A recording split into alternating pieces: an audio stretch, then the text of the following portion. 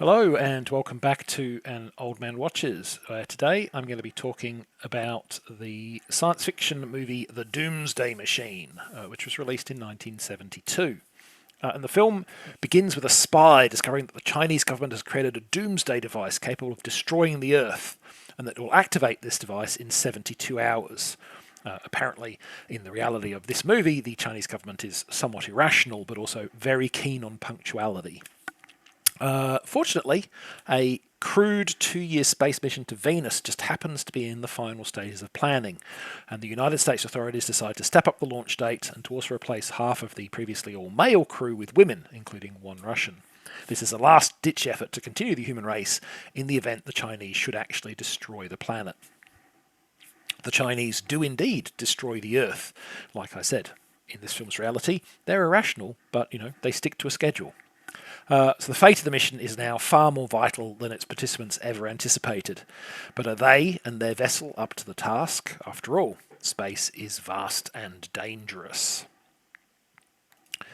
So this film was also released under the video title of Escape from Planet Earth, and it's a sloppily made film with mediocre acting, laughable production values, and a host of script problems, not the least of which are the characters' egregiously racist comments about the Chinese people.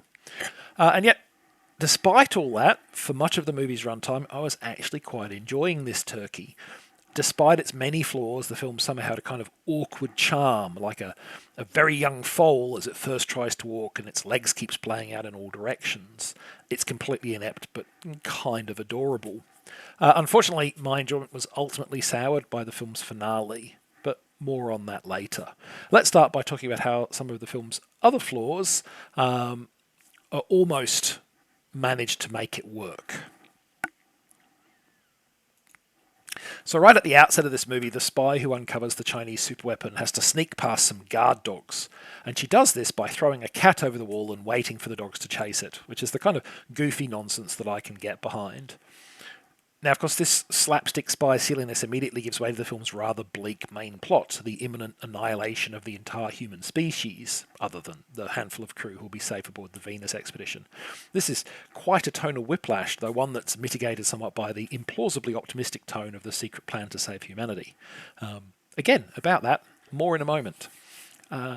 But the script is far from done in piling on its bizarre tonal shifts. It wedges in an attempted sexual assault that ends via near-comical incompetence before shifting again to go for heroic self-sacrifice that morphs into an unexpected glimmer of hope that, well, let's just say that it veers sharply again with the ending that immediately follows being baffling in all respects except the obvious and laboured biblical parallels.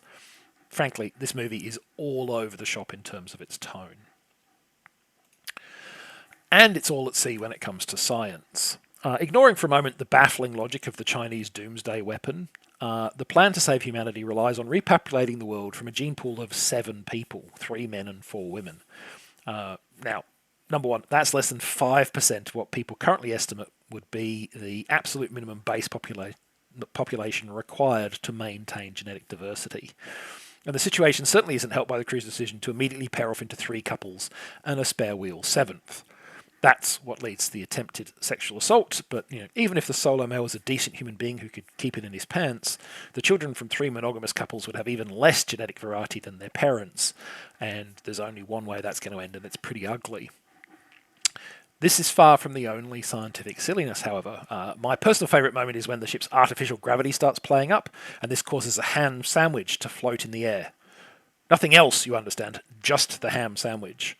Pigs, it seems, really can fly. Of course, the actual explanation for why only the sandwich is affected is a simple one of real-life resources. This is a movie made on a shoestring budget, and they couldn't afford to do anything more than that. Which brings me to the last most notable feature of the film. The movie apparently has become something of a cult favourite because of its shoddy production values, and I can see why. There's a certain charm to the tacky sets, weird lighting, and extensive use of recycled footage from multiple sources, particularly when the latter causes obvious continuity errors. The Venus-bound spaceship, for instance, changes appearance several times, as exterior shots from other movies are wedged into this one, without apparent concern for whether the spaceship looks remotely like it did in the previous scene. But this is far from the film's most egregious production problem, believe it or not. You see, filming for the Doomsday Machine actually began in 1967, before stopping before the movie was complete, presumably because they ran out of money. The incomplete footage then moulded on a shelf somewhere before being purchased, and the new owners completed the movie, despite lacking any of the original sets, costumes, or cast members. Their solution to this? To film a painfully slow-moving new final section in which the two on-screen characters wear spacesuits with opaque visors. Presumably, this was intended to conceal the change in actors. A cunning plan indeed! But it does kind of rely on the audience not noticing that the spaceships in previous shots to this section looked completely different and had clear visors so you could see the people inside, and also to not notice that the new cast members have different builds to the old one, and that one of the characters who previously spoke with Russian accents suddenly no longer does so. Now, perhaps if the final sequence had actually built on the previous events in some way, or delivered an in any way satisfying narrative conclusion, these technical issues would have felt less insulting. But this is in all regards by far the weakest section of frankly already quite weak film, and spoiled the enjoyably terrible time that I had been having up until that point. The Doomsday Machine can be viewed free on the internet. It's out of copyright, but I still wouldn't recommend doing so. Even at that price, you're wasting your money, or at least your time. Next time, I'm going to take a look at the 3 Chronicles of Narnia films released between 2005 and 2010. But that will be next time. Until then, thanks for watching this video, and I hope you enjoyed it.